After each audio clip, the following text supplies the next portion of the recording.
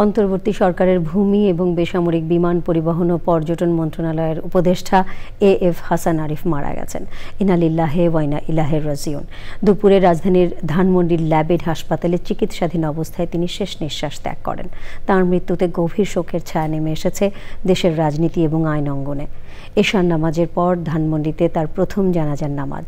শনিবার বেলা 11টায় হাইকোর্ট প্রাঙ্গণে দ্বিতীয় জানাজা শেষে তাঁকে দাফন করা হবে। লুৎফর রহমান সোহাগ জানাচ্ছেন। প্রায় 6 দশক আগে কলকাতা হাইকোর্টে আইন পেশা শুরু করেছিলেন এএফ হাসান আরিফ। পরে ঢাকায় ফিরে হয়ে ওঠেন দেশের আইন পেশার এক উজ্জ্বল ব্যক্তিত্ব। দায়িত্ব পালন করেছেন রাষ্ট্রের প্রধান আইন কর্মকর্তা হিসেবে। 2008 সালের সাবেক তত্ত্বাবধায়ক সরকারের উপদেষ্টা হাসান আরিফ এবারও অন্তর্বর্তী সরকারের উপদেষ্টার দায়িত্ব পান।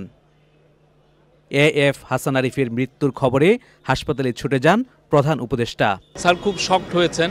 তো আমরা ওনার একটা কন্ডোলেন্স মেসেজ একটু পরেই এখনই আমরা দিচ্ছি।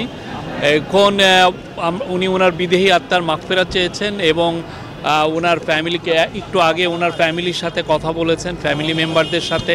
হাসান আরিফের সহকর্মীরা বলছেন তার মৃত্যুতে আইন পেশা একজন প্রতিষ্ঠান তুল্য ব্যক্তিকে হারিয়েছে, আর সরকার হারিয়েছে সবচেয়ে সক্রিয় উপদেষ্টাকে।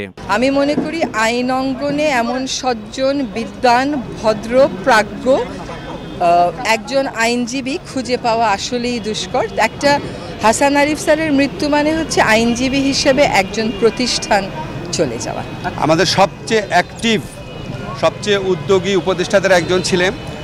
জাস্ট 4 দিন আগে যখন ইস্ট তিমুরের প্রেসিডেন্ট এসেছিলেন, উনি স্যারের সাথে টেবিলে বসেছিলেন। স্যার ভিতরে গিয়ে বলছিল যে কত উচ্ছল, আনন্দময়, প্রাণবন্ত মানুষ ছিলেন। আমাদের আজকে আর বেশি কিছু বলার নাই। হাসপাতালে হাসান আরিফের প্রতি শ্রদ্ধা জানিয়েছেন বিভিন্ন রাজনৈতিক দলের নেতারা। এই সময় তার খুব বেশি প্রয়োজন ছিল বলে আমরা মনে করি।